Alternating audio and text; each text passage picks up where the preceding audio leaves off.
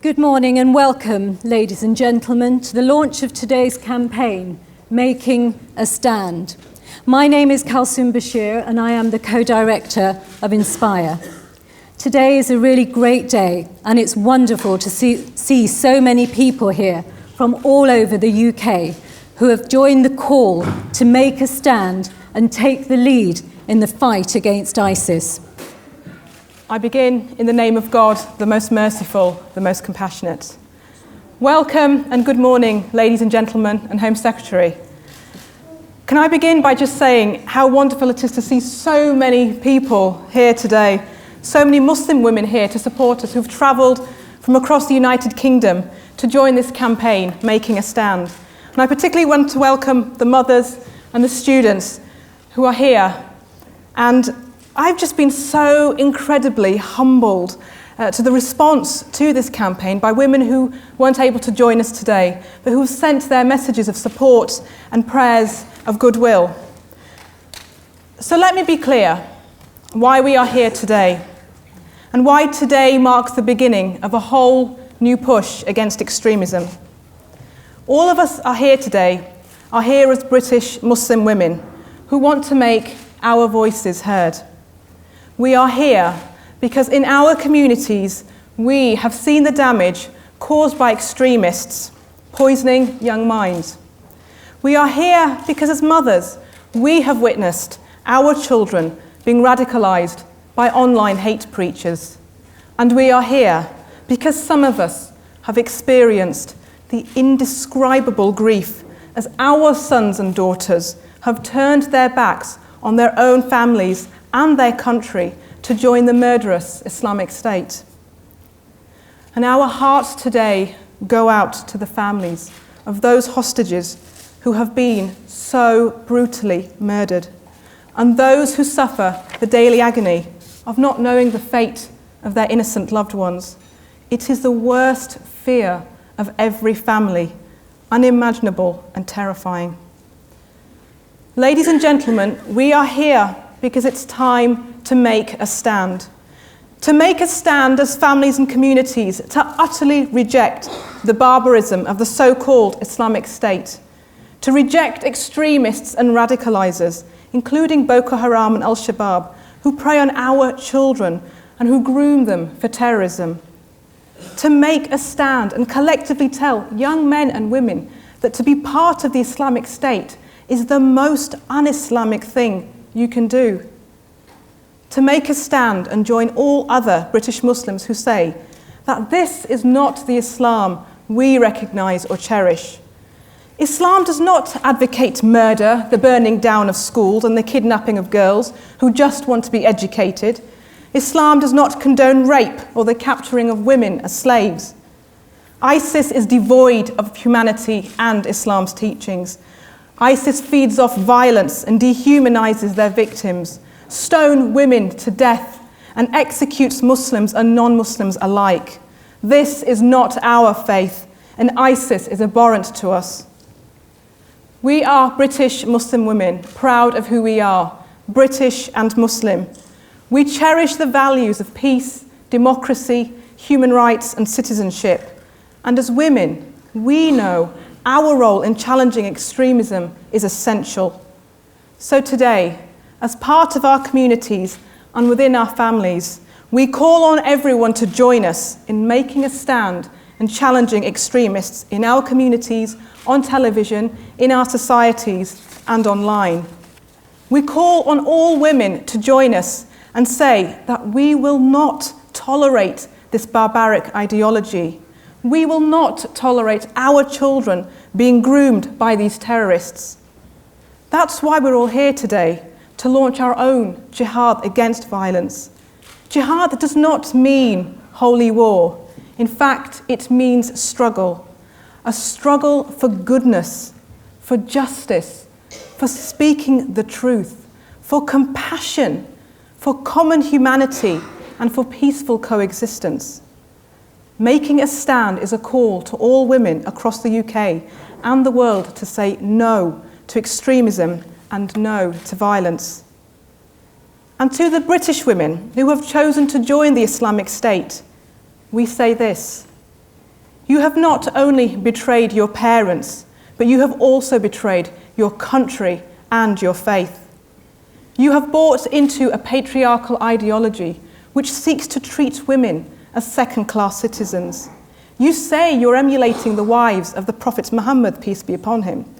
You have in fact rejected the legacy of these great Muslim women, women like Aisha, Khadija, and more recently, Muslim women like Noor Inayat Khan, women who were leaders, who championed peace and who fought injustice.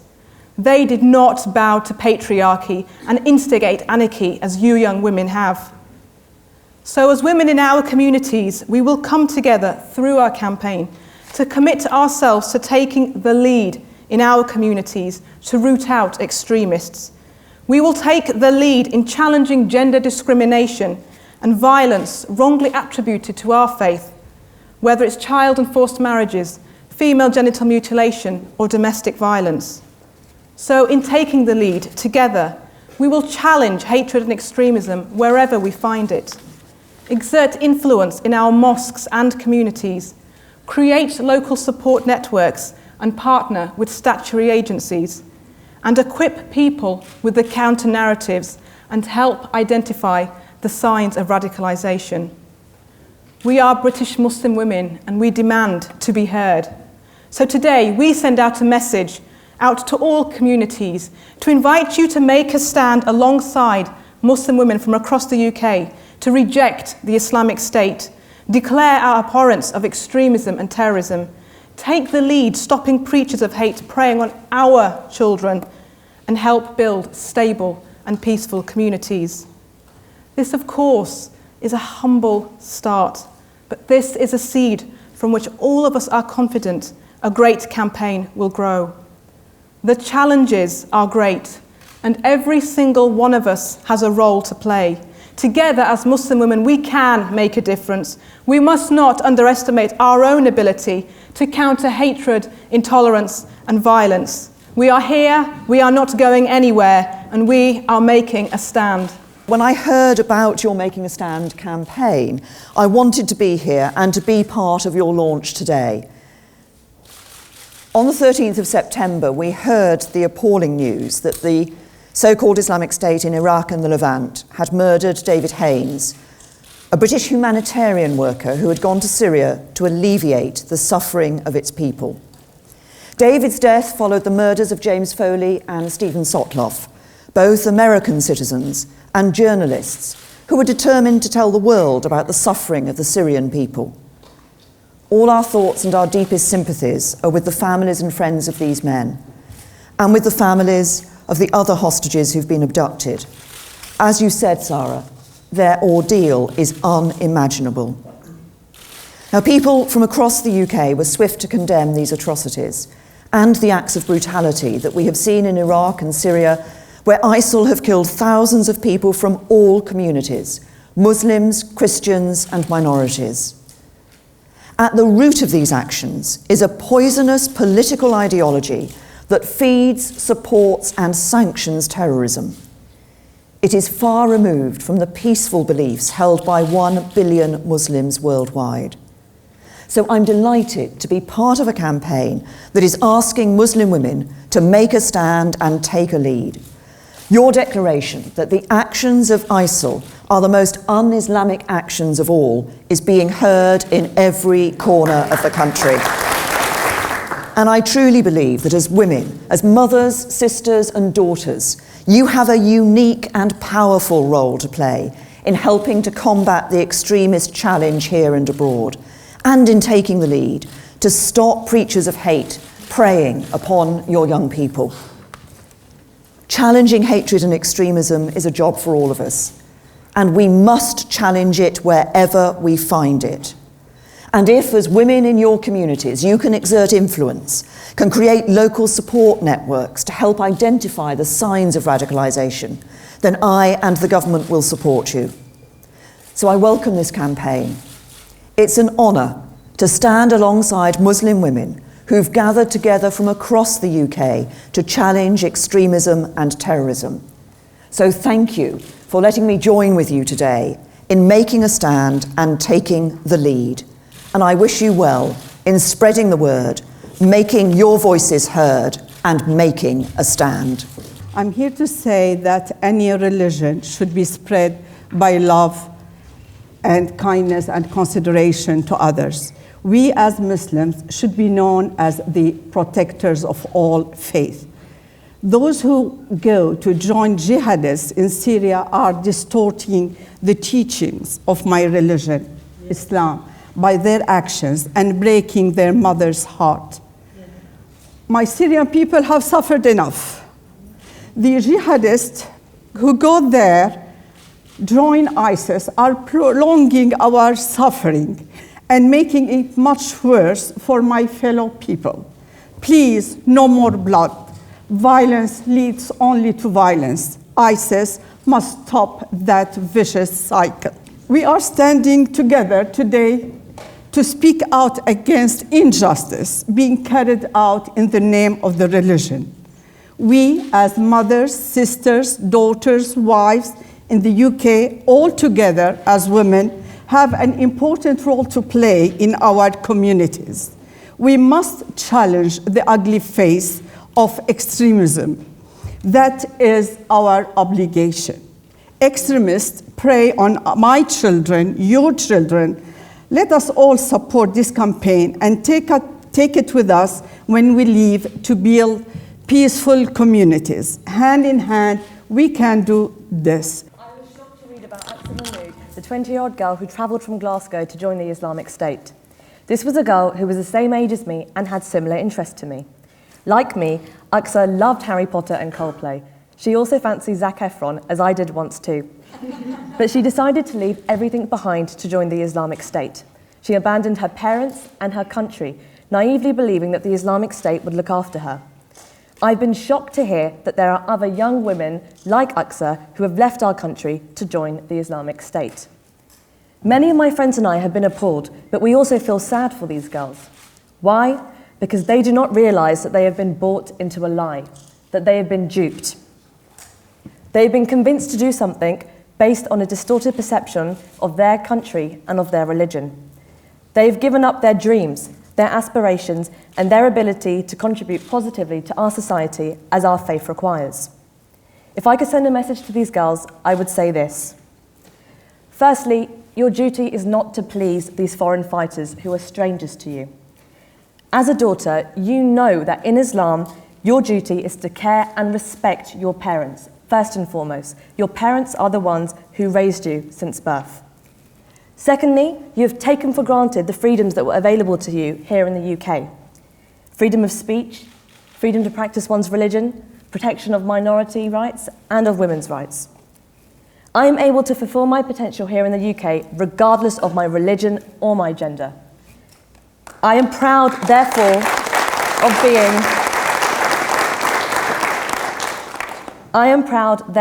of being a British Muslim.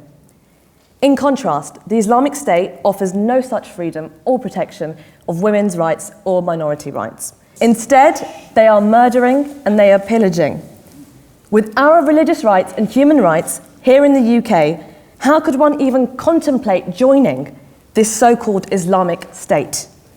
By joining them, you have abandoned the responsibility of citizenship which Islam places on Muslims here in the UK. You have also abandoned your own future. And yet, it didn't have to be this way. The Queen of Sheba is a woman mentioned in the Quran that you will know about. She was praised by God for being a good and just leader. My faith tells me to take inspiration from women like her. My faith tells me that we are all capable of being good and just leaders within our own communities and country. Being a Muslim means contributing to a peaceful and just world for us all to live in together. I hope women from across the country will support this campaign by making a stand and taking the lead. I certainly intend to. We all as women have a responsibility in challenging ideologies of hate, which only ever breeds intolerance and even violence. We must all make a stand and take the message from today back with us to our local communities. All faiths produce culture, preachers of hatred and division who pervert faith, usurp it for their own power and control. They foster a culture of death. They feed envy, resentment, and grudge, and become the allies of criminal violence. True culture, as Diotima taught Socrates, which delightfully accord with the teachings of Islam, is the offspring of our search for beauty. According to Islam, we are needed to fulfill our trust as God's servants to uphold justice and mercy. We do this in two principal ways. One is by means of worship. Two, by means of representing values, principles, and goals of Islam in life. None of them militate against human decency or any particular Judeo-Christian values. Build a culture of life in which the beauty of God's love shines through, in which everyone weak and vulnerable supported, every woman dignified, every child protected, every sick person helped, every stranger welcomed. Practice creative justice extended and enriched by mercy. You, respected woman, can teach us to see through the veneer of religious arrogance and the mask of piety to the spiritual poverty within. The culture of death ensnares well-meaning and innocent children in the web of anger, sectarian rivalry, and power struggles for authority and domination. Such a culture is deliberately fostered by political Islam, Islamism, and puritanical literalist readings of Islam. You have the skill, the love, the heart, and knowledge as women to challenge all types of negativism, extremism, and gender discrimination. Just as much, if not more, than men, because Muslim sacred sources make it clear that man, even in paradise, was incomplete and could not satisfy an interior vacuum until woman appeared on the scene. The honor of men did not and cannot depend upon the degradation of woman. Yet you can see how sometimes faith is used to justify precisely that. Consider the effect of inviting fundamentalists to teach us about Islam, how that has contributed to the failure in building a positive social relation with our society, and how we are becoming marginalized. Take courage, be at the forefront and take initiatives, because men and women are endowed equally with dignity and intellect. We thus have at least equal potential. Let us not use our energies except for a cause nobler than ourselves. To Muslims, can that cause be anything than reclaiming and defining our faith distinct from Islamism and medievalism?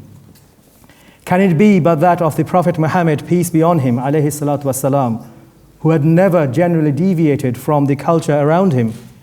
We cannot tolerate Islam being used to live discordantly and against civilized behavior, or to justify the unjustifiable, whatever the excuses or reasons of provocation. We do not have an option. We must earnestly take up the serious duty to reclaim our faith from hatred, division, cruelty, and violence. And I congratulate, inspire, and all the women present here today, physically and in spirit, for this launch, and declare my and our whole support for it with pride and honor. It just remains for me to thank you all, each and every one of you, for joining us today, standing alongside us and taking a stand. We meet today in the shadow of a terrible crisis for families across the region, but we particularly remember the families of those who are hostages of ISIS, who are themselves tortured by the daily reminder of what may yet be of their loved ones. We pray for them, and I ask that all of you leave here today with a determination to join us in making a stand against ISIS and take a lead in stopping these preachers of hate taking our children away.